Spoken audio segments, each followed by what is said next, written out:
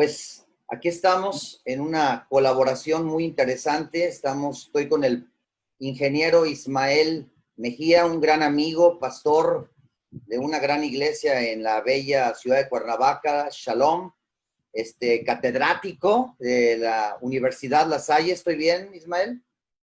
Sí, correcto. Y en lo personal, un amigo con quien resonamos muy profundamente en muchos temas.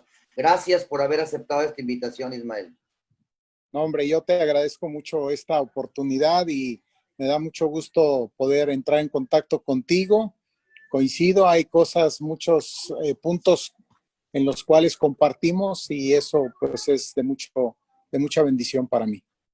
Y yo nomás quiero, aparte, ingeniero Ismael Mejía, aparte de ser pastor, ser catedrático, ingeniero, él también es terapeuta, él es psicólogo, tiene maestría y da terapia, ¿no? Entonces es una persona experimentada, es una persona que cuando tocamos un tema, es una persona que aborda ese tema con autoridad, no solamente con autoridad filosófica, sino también toda la autoridad experiencial que es. Entonces, pues bueno, vamos a trabajar, Ismael. Yo creo que un tema que puede ayudar muchísimo hoy al cuerpo de Cristo es toda la crisis que estamos viviendo, ¿no? Este evento disruptivo, pandémico, sanitario, que nos sorprendió en el mes de marzo, pues ha cambiado mucho nuestra forma de vida.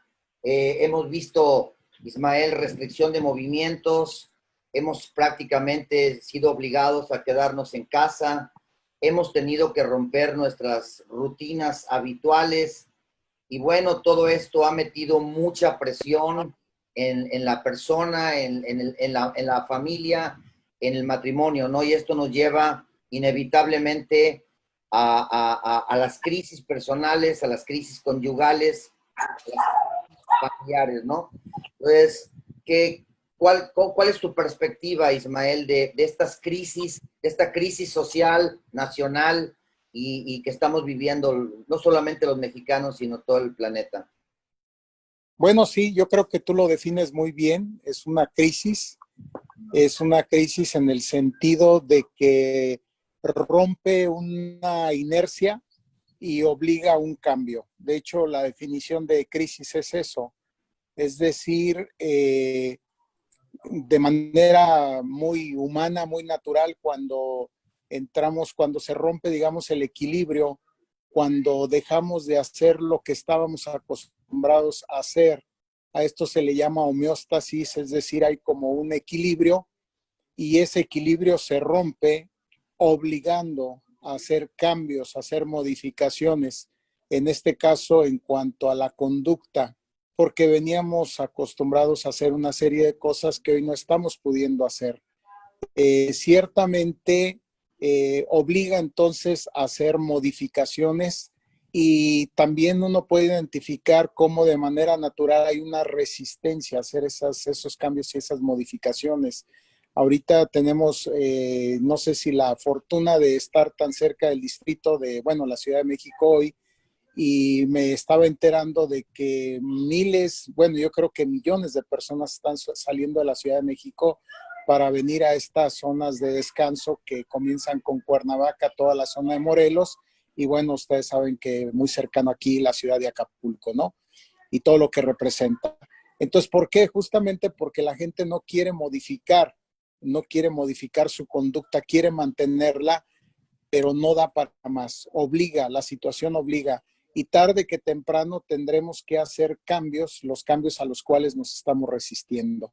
Entonces, todo esto genera una crisis de manera personal, a nivel de pareja, como familias, y creo que todos estamos metidos en una crisis.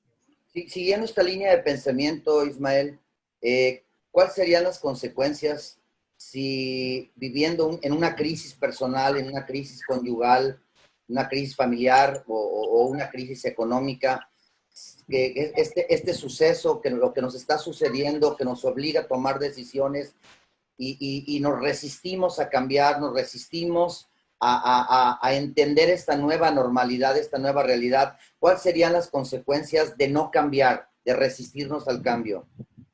Bueno, hay un tema que manejan mucho los psicólogos sociales que se llama resiliencia. Y la resiliencia es la capacidad para deformarse sin fracturarse. El problema aquí, al generar mucha resistencia y no doblarnos en el buen sentido, no adaptarnos a los cambios, lo que puede ocurrir es que pues, se puede generar una fractura. Y de hecho se están generando fracturas. Fracturas a nivel personal, personas que están entrando en estados de ansiosos ya muy elevados. De lo que puede venir después de la ansiedad son estados de depresión. Se puede venir lo que se está dando a nivel de pareja, conflicto en la pareja muy fuerte. Se tienen datos de que hay mucha gente que apunta hacia la separación o al divorcio porque se les ha obligado, digamos, a convivir por mucho tiempo y descubren que no estaban acostumbrados y que no tienen los recursos, los elementos para poder interactuar, digamos, como le demanda, digamos, la relación. Conflictos en la familia, se está presentando situaciones de violencia intrafamiliar, no solamente entre los padres, sino también entre los padres y los hijos hacia los padres, ¿no? Entonces pueden venir todo este tipo de problemas y que a final de cuentas pues viene como una desintegración de la persona, desintegración de la pareja, desintegración de la familia, y es interesante porque nos han recluido, nos han confinado. Se esperaría que las parejas, que las familias se integraran más y no, justamente lo que dejan ver es que no cuentan con los elementos para poder hacer ese trabajo, digamos, de integración. Entonces lo que se nos viene es una situación muy complicada, se nos viene una situación social, económica, y probablemente de salud emocional y hasta espiritual. Y si pudiéramos contextualizar esta temática en el tema eclesiástico, en el tema de la Iglesia de Jesucristo, entonces esto que has mencionado también es aplicable, está sucediendo en el ámbito congregacional, es decir, hay iglesias o congregaciones cristianas que esta situación, que no se nos permita congregarnos por las autoridades y el resistirnos a esta nueva normalidad, ¿crees que esté provocando también fracturas muy graves, fisuras muy graves en las estructuras eclesiásticas? Sí, sin duda alguna, porque no fuimos pensados por Dios para eso, somos seres sociales. Entonces, y la vida espiritual se vive en comunidad. Entonces, al no mantener la comunidad o la comunión unos con otros, de alguna manera también se ve afectada la fe, porque otra vez la fe se vive en comunidad, o sea, no existen los llaneros solitarios. No dudo que hay algunas personas que puedan tener mayores recursos espirituales en términos de su fe, pero si somos honestos, la gran mayoría no. Entonces, esto lo veremos en los próximos meses, sobre todo en lo que se está planteando como el regreso. Esto lo vamos a constatar, pero ya algunas iglesias están empezando a hablar de ello, ¿no? Muy probablemente algunas iglesias van a perder hasta un 25-30% de su población, ¿no? ¿Por qué? Porque no hay un seguimiento, no hay un discipulado, o aunque las iglesias están haciendo un esfuerzo, muchas de ellas en línea, la verdad es que las personas terminan desconectándose porque, pues interesante, ¿no? Pareciera que vivíamos muy conectados a los medios y esto hace ver que sí, pero no. O sea, la necesidad de estar conectados físicamente es importante, y al no tenerla, entonces las personas como que se van desconectando de la vida de comunidad, y probablemente esto lo vamos a ver pronto reflejado en las iglesias. Fíjate que Ismael, siempre he tenido una forma de pensar de que el Señor muchas veces ponía un desafío frente a sus discípulos, frente a su equipo de trabajo, y él simplemente como un maestro, como un mentor, él observaba a distancia cómo respondían ellos ante esa crisis, ante ese evento, ¿no? Y traigo la escritura cuando los sube a la barca y los sorprende a medio viaje una tormenta, él va dormido atrás y obviamente el equipo de trabajo del Señor se ve rebasado por esa tormenta, por esa crisis, ¿no? y él lleva o diagnostica esta incapacidad para manejar la crisis como hombres de poca fe o faltos de fe. Entonces, en ese tema de cómo enfrentamos una crisis o cómo gestionamos, hacemos la gestión ante todas las crisis personales, conyugales, todo lo que estamos viviendo hoy en día, estamos viendo cómo es muy evidente cómo hay gobiernos que hacen una gestión efectiva ante la crisis y otros gobiernos que hacen una pésima gestión ante la crisis, y son los resultados, no las ideologías políticas, son los resultados los que dicen quién está haciendo una gestión correcta ante la crisis y quién no lo está haciendo, ¿no?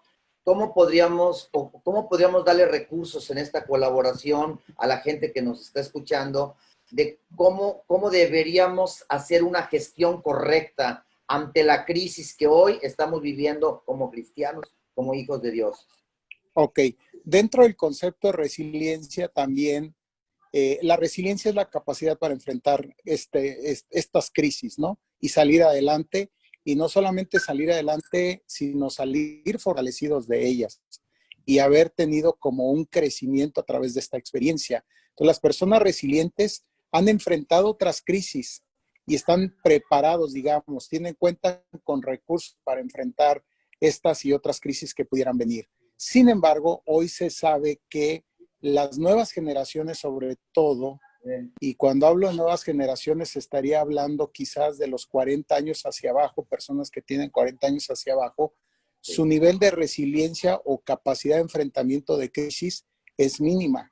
De regreso al punto, ahorita justamente se está viendo esto al ver cómo las personas apenas nos dicen que ya estamos en semáforo naranja y las personas inmediatamente buscan gratificarse, porque esa es la otra cosa. O sea, es una característica de las personas poco resilientes. Enfrentan este tipo de situaciones y entonces se resisten y buscan gratificarse en lo inmediato, ¿no? Entonces, ¿qué es lo que hacen? Pues agarran y salen de sus casas y es como si, como decimos, como si soltaran la cadena, ¿no? Y sí, la gente sale a tropel, ¿no? Entonces, ahí se puede ver la baja resiliencia, ¿no? Porque la verdad es que nos están diciendo que no es todavía el tiempo. Sí creo que tiene una responsabilidad el gobierno, no quiero decir que no, pero esa es otra característica, digamos, de este tiempo, que buscamos quién tome la responsabilidad por lo que nos corresponde a nosotros. O sea, nadie lo va a hacer. Nosotros o lo hacemos nosotros o no sé quién esperamos que lo haga, ¿no?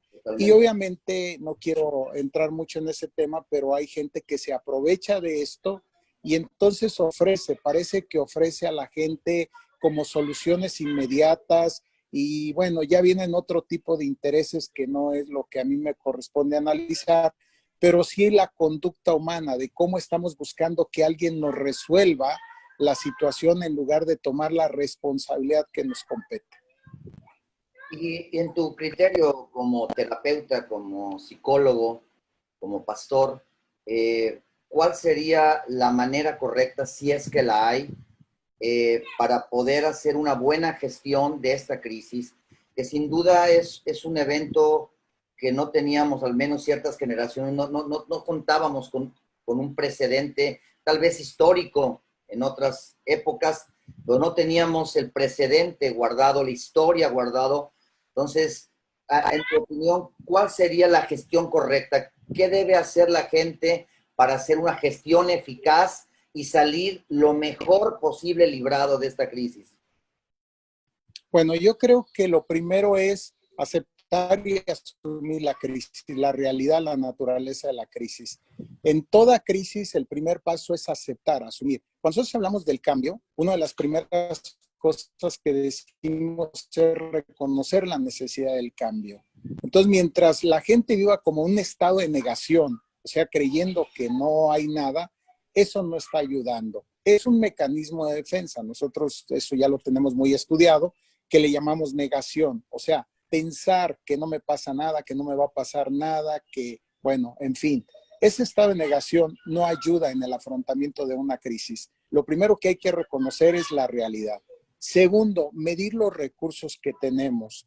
A veces hay recursos que alcanzamos a ver y hay otros que no. Ahí es donde los consejeros, los terapeutas, los psicólogos, ¿verdad? Los pastores nos pueden ayudar mucho porque nos pueden ayudar a identificar recursos que a lo mejor no estamos viendo y que tenemos para enfrentar la crisis. Porque la crisis se acompaña, digamos, de otras crisis, ¿no? Estamos hablando ahorita de la pareja, de la familia, pero vienen situaciones, por ejemplo, económico-financieras, vienen problemas de aislamiento, entonces hay que identificar todos los elementos que están integrados, digamos, en la crisis, que aunque es general, también aceptemos que tiene una dimensión personal, porque cada uno de nosotros la vive de manera distinta. No es lo mismo para una persona que tiene asegurado, por ejemplo, los recursos, que para una persona que está a punto de perder su trabajo, tiene que mantener una familia. Entonces, obviamente, la misma crisis se agudiza, digamos, en el segundo caso. Entonces, hay que identificar todos los elementos que están integrados dentro de la crisis, hay que medir todos los recursos, los elementos que nosotros tenemos, y bueno, integramos el elemento de fe. Yo soy, además de ser terapeuta, psicólogo, bueno, pues integro elementos de fe, y ese es un plus que las personas suman para poder gestionar, para poder salir adelante en medio de una crisis. Me voy a permitir leer algo que tú ya me mencionaste, que era la definición de crisis. Dice, la crisis viene del griego crisis, que es decisión, y del verbo crino, que es yo decido, separo, juzga. Dice, designa, es el momento en que se produce un cambio muy marcado en algo o en una situación, puede ser una enfermedad, puede ser una pandemia, y esto nos obliga a tomar decisiones, ¿no? Porque de no hacerlo, pues peligra nuestra estancia laboralmente hablando, peligra nuestra estancia en el matrimonio o en alguna otra estructura social. Entonces, si crisis tiene que ver con un evento que sucede, que nos zarandea y nos mete cierto nivel de presión, por así decirlo, para que tomemos decisiones, en tu opinión, ¿cuáles serían las 3 principales decisiones que Dios está queriendo que su iglesia, que el pueblo despertemos y tomemos decisiones que nos lleven a evolucionar y a ser quien Dios necesita que seamos en la tierra? Sí, bueno, se dice mucho y se habla del símbolo chino, que bueno, sabemos cómo ellos, el tipo de escritura que tienen a base de símbolos, y la palabra crisis, ellos integran 2 símbolos, uno que representa peligro y el otro justamente oportunidad, ¿no? Entonces, las oportunidades también, las crisis también tienen oportunidades.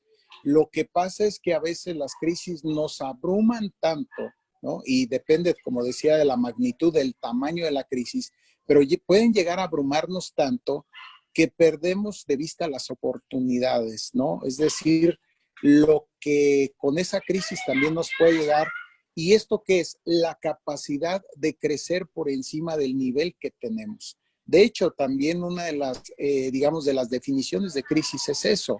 Es decir, cuando nosotros enfrentamos cosas nuevas y pretendemos hacerlo con recursos que tenemos, pero que esos recursos no nos alcanzan, ¿no? O sea, ahora sí que con lo viejo queremos enfrentar lo nuevo y descubrimos que no nos alcanza, que no nos da. Entonces es la oportunidad para aprender, pero obviamente en el aprendizaje pues hay esfuerzo, lleva un tiempo, en fin, así es, o sea, no se aprende en lo inmediato, no se crece en lo inmediato, sino es un proceso, y esa es la otra cosa que esta generación hoy padece, que no nos gusta hacer esos procesos, sino buscamos como las soluciones inmediatas, la ley del mínimo esfuerzo, y entonces lo que habría que darnos cuenta es que toda crisis demanda cambio, demanda crecimiento, requiere esfuerzo, requiere trabajo, requiere compromiso y algo muy importante, requiere disciplina.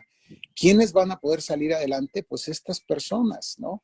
Yo quiero pensar en una historia en el Antiguo Testamento cuando Israel es llevado a Babilonia, y hemos escuchado hablar de la historia de Daniel y de sus amigos.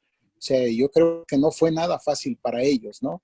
Sin embargo, ellos estuvieron dispuestos, uno, a mantener en este caso, su fe, sus creencias y demás, pero también estuvieron dispuestos a crecer y, digamos, a poner en práctica, pues, esa fe, a vivenciarla, a ponerla en evidencia también delante de los demás. Y yo creo que este tiempo también es una oportunidad, digamos, para nosotros los cristianos, de poder evidenciar la fe que tenemos, el Dios en el cual creemos y, digamos, el conocimiento que tenemos de Él en el sentido de creer que su voluntad es perfecta, que Él es soberano y que más allá de lo que nosotros ahorita estamos viendo, Él tiene un plan perfecto que se está llevando a cabo.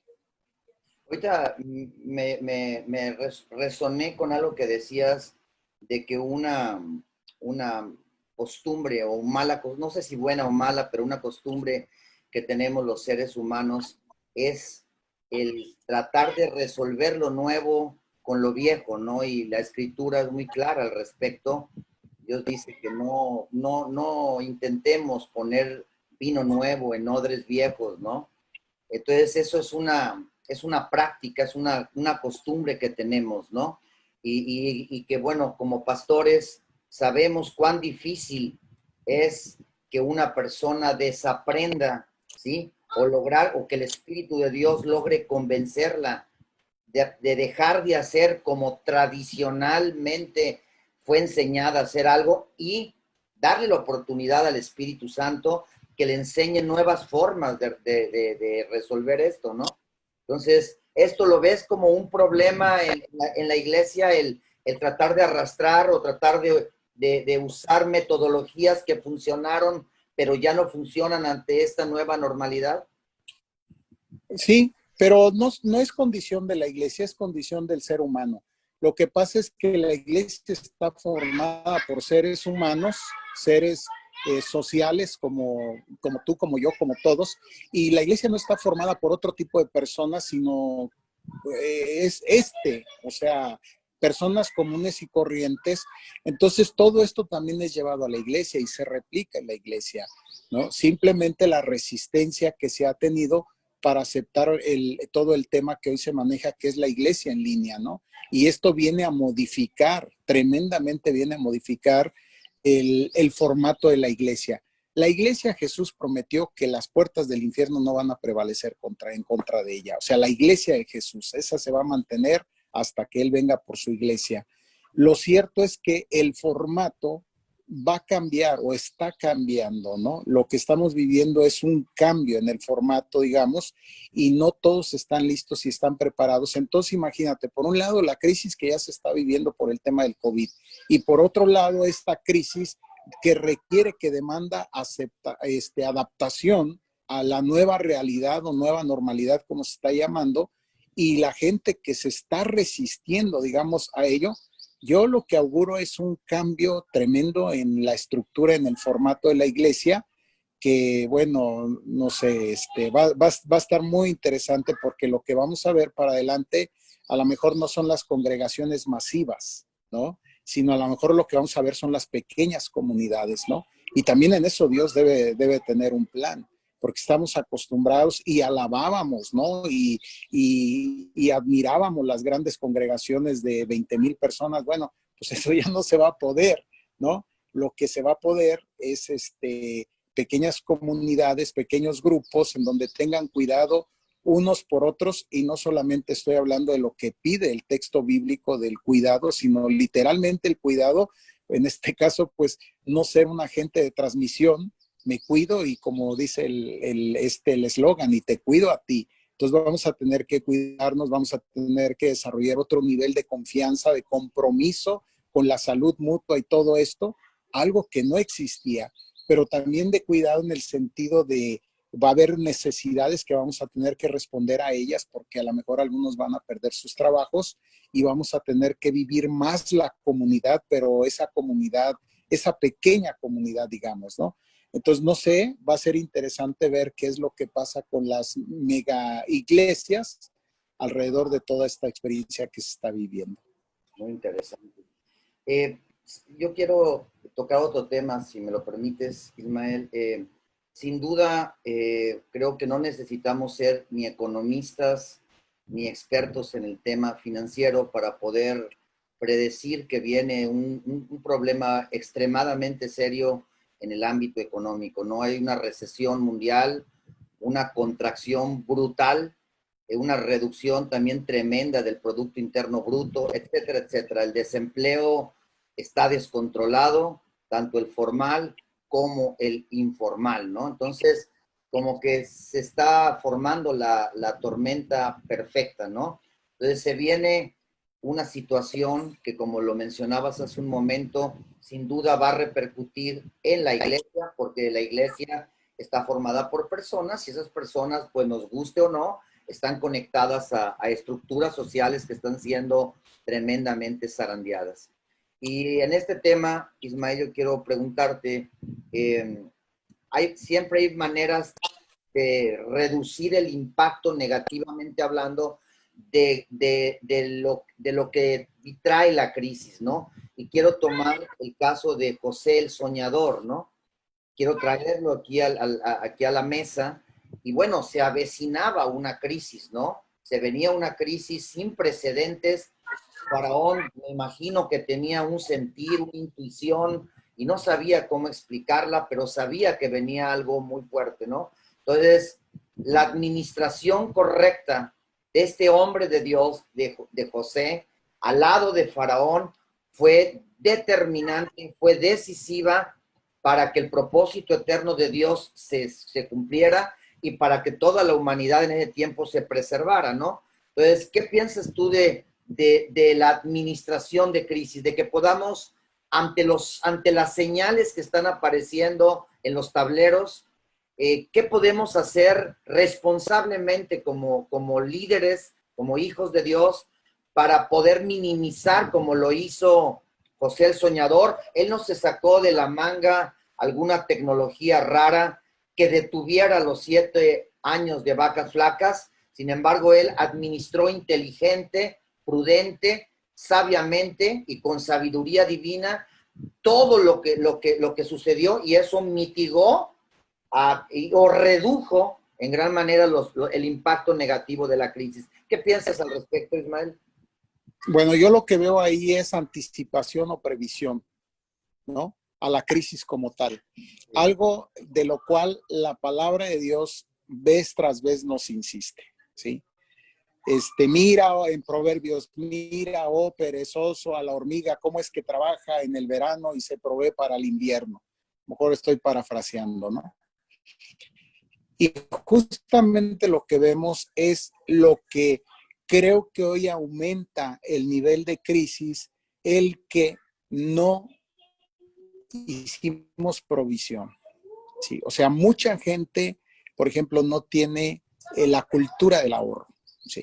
Entonces, pues te agarran con los dedos en la puerta, ¿no? ¿Por qué? Porque, ¿qué sería lo ideal? Yo digo, imagínate que nuestra cultura, que en nuestro tiempo, ¿verdad? Que está tan metido en temas de mercado, de consumismo y de todas estas cosas y gastas más de lo necesario, y el ahorro es algo que no consideras porque piensas que de lo que estás ingresando de ahí para adelante y no se te va a acabar, ¿no?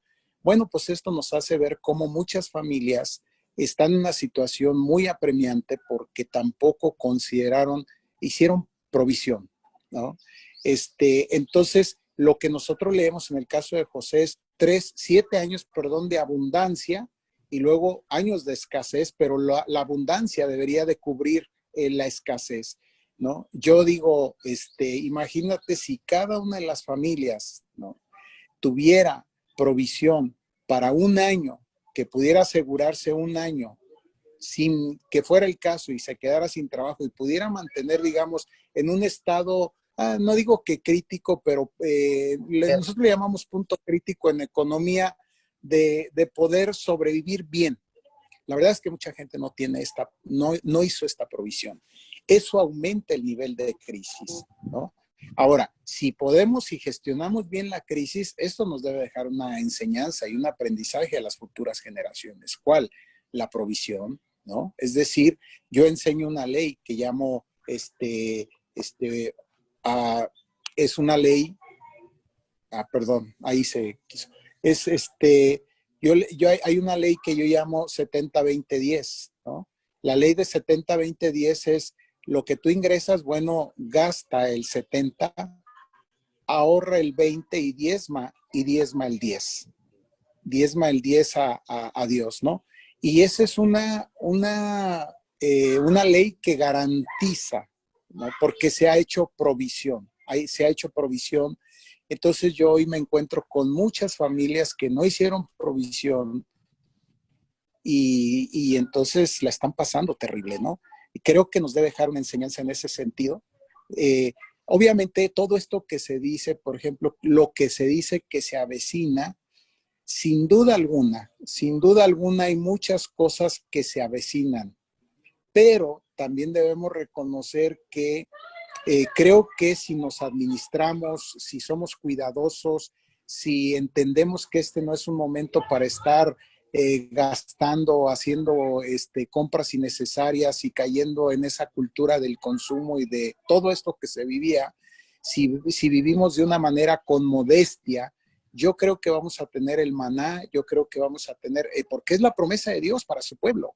Y obviamente, pues sí, no van a ser las ollas de caldo en Egipto, tampoco van a ser, pero va a ser el maná y van a ser las codornices y va a ser el agua de la roca y va a ser la sombra de la nube y va a ser el calor de la columna de fuego, o sea, porque aquí es donde vamos nosotros a probar también la fidelidad de Dios y vamos a tener una experiencia que va a enriquecer nuestra fe porque vamos a ver a Dios actuando no en el materialismo ni en el consumismo al que veníamos acostumbrados, sino en la provisión diaria constante, ¿no? Suficiente para cada día.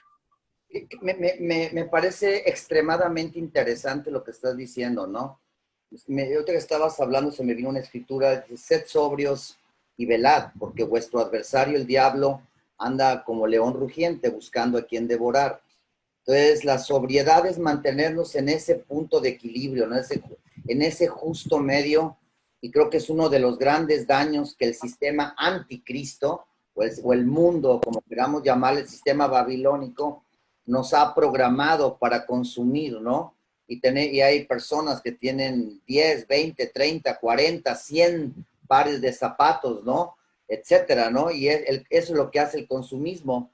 Y una persona, o muchas veces el evangelio de la prosperidad, donde se le mintió, si bien es cierto que Dios, la intención de Dios es que vivamos en la abundancia, pero en la abundancia espiritual, aunque también en la abundancia material, pero hay muchas personas que cuando vienen estos tiempos de vacas flacas y son llevados al arroyo de Cuerí, como fue llevado Elías, y somos probados en el buen sentido de la palabra, nada más al beber del arroyo, que lleguen los cuervos 2 veces al día, somos obligados a vivir en sobriedad, con modestia, con inteligencia, y dejar el consumismo, eso muchas personas no lo ven bien, ya lo ven como un retroceso, como un empobrecimiento o como una maldición que está operando sobre nosotros, ¿no? Sí, y yo creo que lo que yo te decía hablando de las pequeñas comunidades, o sea, realmente lo que Jesús formó fue la comunidad, o sea, él hizo con sus discípulos una comunidad de fe, ¿no?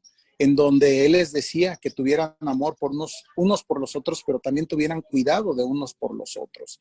La cosa empezó bien o bastante bien, lo vemos en el libro de los Hechos, pero poco a poco, bueno, pues nos fueron ganando las estructuras y muchas otras cosas, ¿no? Que vienen a sustituir a la comunidad. Yo creo que todo esto empuja, nos regresa en alguna manera a la vida de comunidad, ¿no? A esto que tú y yo estamos haciendo, a reflexionar juntos, a acompañarnos juntos, a retomar relaciones que habíamos dejado ahí de largo.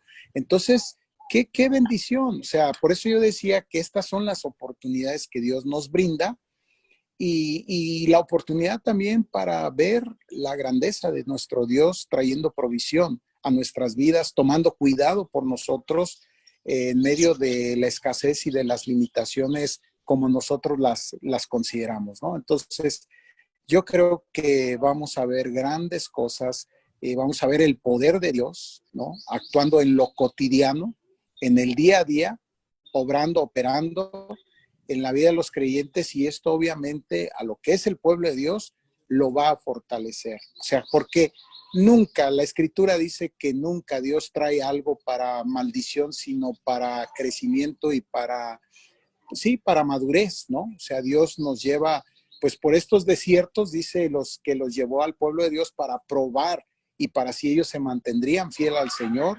Y yo creo que eso es lo que está viviendo hoy la iglesia de Dios. O sea, está siendo probada por Dios.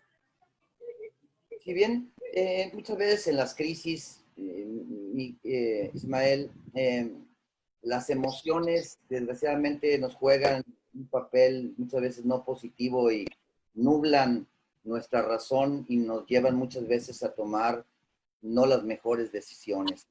Y para los que no lo sepan, el ingeniero Ismael Mejía, pastor de la iglesia Shalom en Cuernavaca, también él dirige un diplomado en consejería, un diplomado muy interesante. Lo tomamos en la congregación y lo han tomado muchas congregaciones en toda la República Mexicana y en otras naciones. ¿Y por qué hago mención de esto, Ismael? Porque tomando tus palabras ahorita, el nivel de resiliencia de José el Soñador fue perfectamente siendo calibrado por Dios, ¿no? Él estaba con un nivel muy bajo de resiliencia, bajo la tutela, el cuidado de su papá, pero fue llevado a la cisterna, a la casa de Potifar, a la cárcel, y sin duda su nivel de resiliencia aumentó, y llegado el momento, le dice José a Faraón: provéase Faraón un hombre sabio y prudente para que resuelva la crisis que está por venir. Y Faraón dice, pues, ¿dónde lo encontraré? En quien esté el Espíritu de Dios, tú eres. Y en ese momento es oficialmente contratado José como el administrador del reino. Y hago mención de todo esto y del diplomado que tú diriges, que tú impartes, porque se ve repentinamente, José el Soñador, se ve repentinamente en una posición que demanda conocimiento, que demanda competencias, que demanda preparación. Por ejemplo, él tenía que saber sobre negociación, sobre transporte, sobre métodos seguros y eficientes de almacenamiento de alimentos para que no se echara a perder el grano, en construcción y elaboración de estrategias, ¿sí? Para poder distribuir cuando vinieran de todo el mundo, manejo de nóminas, manejo de transacciones mediante de dinero y canjes, etcétera. Entonces, todo eso me dice que este hombre, si bien era un hombre que era usado totalmente, todo se lo debía a Dios, pero tuvo que usar competencias, y muchos de nosotros en momentos de crisis nos sobreespiritualizamos y nos limitamos solamente a orar y subestimamos o no le damos la importancia a una serie de conocimientos, de competencias, de preparación, de habilidades que se requieren para un manejo correcto de las crisis, ¿no? ¿Qué piensas de eso, Ismael? Sí, bueno, primero decirte que gracias a Dios el diplomado se convirtió ya en una licenciatura. Wow. Que es avalada por el Eagle International Christian University, que es una universidad que está en Arkansas con sede en Texas. En segundo lugar, decirte que una característica de los resilientes es el aprendizaje, ¿sí? Y otra vez regresamos al tema. Uno podría pensar que en medio de una crisis es el peor momento para aprender. Antes de ser el segundo de Faraón y administrar los tesoros de Egipto, él administró la casa de Potifar. Entonces, cuidado, o sea, no subestimes el pequeño encargo que se te da. Desarróllalo de la mejor manera. Tampoco subestimes el que te pongan al frente de los prisioneros en la cárcel, ¿no? Que ganes el favor del cuidador ahí, ¿no? Aprende de todo esto, porque el día de mañana no sabes esto en qué lo vas a utilizar. Entonces, en este momento, aprende lo que tengas que aprender. Porque salida a la crisis, si tú no aprendiste nada, ¿sabes algo? No va a haber lugar para ti, no va a haber oportunidad para ti. Pero las gentes que están aprendiendo en esta crisis, cada experiencia la están sumando. Esas personas se hacen más resilientes, se vuelven más capaces y están listas para cuando, como tú decías, se les contrata como secretario de gobierno de Egipto, ¿no? órale, venga, o de economía o de lo que haya sido, ¿no? Yo creo que había sumado lo suficiente. Nunca va a ser suficiente. Seguramente él siguió aprendiendo y aprendiendo, porque, insisto, una de las características de las personas resilientes es el aprendizaje. Siempre están aprendiendo de todas las experiencias. Por último, Ismael, es porque se nos está acabando el tiempo. Yo traigo a mi mente en este momento escenas, por ejemplo, la escena del Titanic, cuando ya colapsó, ya chocó con ese iceberg que rasgó el casco del barco y hay una crisis absoluta y total en el barco. Todas las alarmas están sonando, la gente está corriendo, el agua está entrando, el tiempo se vuelve una variable crítica y tomar decisiones en ese momento donde las emociones están exacerbadas no es sabio, no es prudente, y para eso en los aviones o en los gobiernos o en la guerra existen protocolos, ¿sí? Para que en esos momentos de alta tensión, donde las emociones están exacerbadas, ya tengamos un protocolo, una lista de lo que debemos de hacer. Entonces, ¿qué piensas en este contexto que estamos hablando de los protocolos para tomar decisiones acertadas en esta crisis? Sí, la Biblia dice que en la multitud de consejos está la sabiduría y de consejeros también. Eh, Obviamente hay ciertas decisiones que tenemos que tomar en lo inmediato, pero hay unas que pueden tener una repercusión alta, ¿no? Y entonces eso nos obliga a volvernos más finos, a sumar toda la información que necesitamos, a identificar todas las variables que intervienen, digamos, o están interviniendo en medio de esta crisis. A veces de manera natural no lo podemos ver. No sé si recuerdas que hablábamos de la ventana de Johari, que todos tenemos puntos ciegos. O sea, hay cosas que no alcanzamos a ver. Entonces, no tengamos ningún reparo en acercarnos a personas con cierta experiencia o niveles de experiencia que nos puedan asesorar y nosotros otra vez estar atentos. No digo que vamos a actuar conforme a lo que nos digan, pero sí podemos pues llenarnos de consejo y sobre todo buscar el consejo de Dios. Un tiempo para estar tranquilos, un tiempo para orar, porque sí, a veces en las crisis se pueden llegar a tomar las peores decisiones de las cuales podríamos llegar a arrepentirnos pues el resto del tiempo, ¿no? Entonces, muy importante esto que tú dices, cuidado, si tenemos un nivel, por ejemplo, ¿qué tipo de emociones podríamos tener?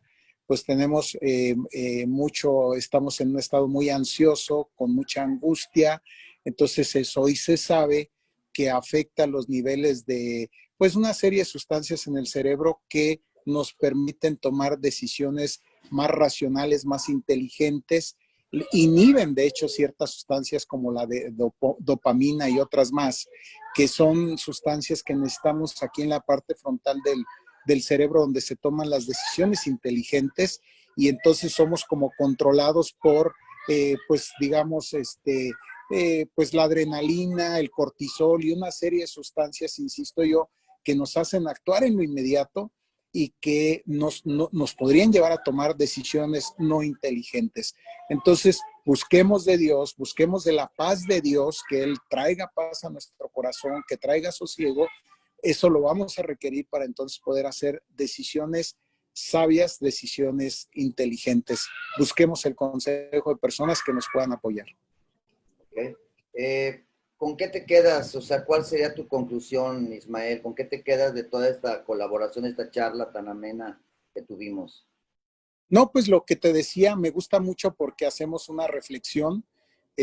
Yo no estoy aquí como el gran experto, sino así en un diálogo. Esto me gusta mucho. Te escucho, me escucho a mí mismo, me obligas a considerar elementos, a ver elementos importantes que están ahí.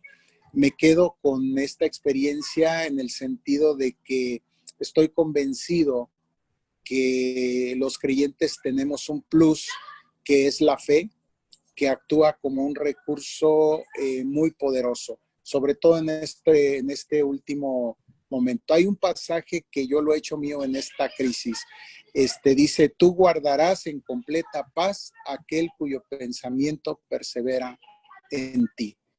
Y ese yo lo he hecho, ¿no? Tú guardarás en completa paz aquel cuyo pensamiento persevera en ti. ¿Qué significa esto? En lugar de poner mis pensamientos y mi mirada en todo lo que está ocurriendo, ok, sí, está ocurriendo, pero quiero tener la perspectiva de Dios porque estoy segura que esa es la perspectiva correcta. Que Dios me ayude, que me revele, que me muestre, ¿verdad? Tengo que hacer una búsqueda de Él, tengo que tomar tiempos para buscar, para considerar, y creo que ahí yo he encontrado paz, y lo mismo le diría a tu auditorio, ¿no? Que busquen de Dios y en Él van a encontrar paz y Él nos va a dar los recursos para salir adelante. Pues de veras, como siempre, mi querido amigo, ingeniero Ismael Mejía, pastor de la iglesia Shalom, gracias por tu tiempo, porque sé que estás en un periodo de descanso, de relajamiento, y muchísimas gracias por haberte tomado este tiempo para compartir de tu experiencia, de tu conocimiento con la iglesia del Señor. Muchísimas, muchísimas gracias. Y creo que pues, hay mucho que hacer todavía, ¿no? Pues sí, y otra vez también te reitero mi amistad, mi agradecimiento, y pues vamos a mantenernos en contacto, y estoy seguro que hay cosas que vienen para el pueblo de Dios. Que Dios te bendiga y bendiga a toda la gente que de alguna manera, pues tú haces presencia, impactas y eres influencia para ellos. Que Dios te bendiga. Saludos también a tu familia, a todos, a la iglesia. Ismael, y bueno, aquí abajo están apareciendo los datos del pastor Ismael Mejía en Cuernavaca, sus redes sociales, para si usted tiene alguna duda, algún interés, puede escribirle igual a su servidor. Y bueno, ha sido un privilegio, y estas colaboraciones que son tan ricas, tan nutricionalmente, espiritualmente muy ricas, pues bueno, también tienen el objetivo de ministrar al cuerpo de Cristo, de darle recursos al cuerpo de Cristo para que tome decisiones inteligentes y haga una gestión correcta, espiritualmente hablando, de esta crisis que sin duda está golpeando a todo el planeta. Ismael, te mando mi cariño, mi respeto, mi admiración, y estamos en contacto. Bendiciones. Hasta luego. Saluda a tu esposa y a tus hijos, por favor. Igualmente, bendiciones. Hasta luego.